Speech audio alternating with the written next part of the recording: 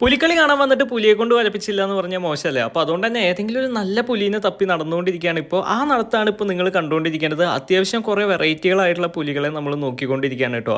ഓരോ പുലിനെ കാണുമ്പോഴും ഈ പുലിയെ കൊണ്ട് വരപ്പിക്കുക എന്നുള്ളൊരു ആഗ്രഹം എനിക്ക് തോന്നുവെച്ചെങ്കിലും അവരുടെ ചുറ്റും നിൽക്കുന്ന ആൾക്കാർ എന്നെ ആ ഭാഗത്തേക്ക്, എന്നെ നല്ല ഹാരനി ആ ഒരു ഭാഗത്തേക്ക് അടുപ്പിച്ചേർന്നില്ല. പിന്നെ നമ്മൾ റിസ്ക് എടുത്തിട്ടാണെങ്കിലും ഒരു പുലിയെ കൊണ്ട് വരപ്പിക്കണമല്ലോ എന്ന അതിയായ ആഗ്രഹം കൊണ്ട് അവർ നടന്ന് നീങ്ങുന്നതിന് തൊട്ട് മുമ്പായിട്ട് നമ്മുടെ സ്കെച്ച് ബുക്കുമായിട്ട് ഇവിടെ നിന്നിരുന്ന ഒരു പുലിയെ നമ്മൾ അത് ഏൽപ്പിച്ചിട്ടുണ്ട്. പുലിയോട് കാര്യങ്ങളൊക്കെ ഞാൻ വ്യക്തമായി പറഞ്ഞു, പക്ഷെ അമ്മാതിരി ബഹളാർന്നോടെ എന്തായാലും സ്നേഹമുള്ള ആ പുലി നമ്മുടെ കയ്യിൽ നിന്ന് പുസ്തകമൊക്കെ വാങ്ങിയിട്ട് കാര്യമായിട്ട് എന്തൊക്കെ എഴുതുന്നുണ്ട്. ഇത്രയും അധികം എഴുതി പോയി കഴിഞ്ഞാൽ ഇതിനൊരു പിക്ചർ ആക്കാൻ പറ്റുമോ എന്നുള്ള കാര്യത്തിൽ എനിക്ക് സംശയമാണ് കേട്ടോ.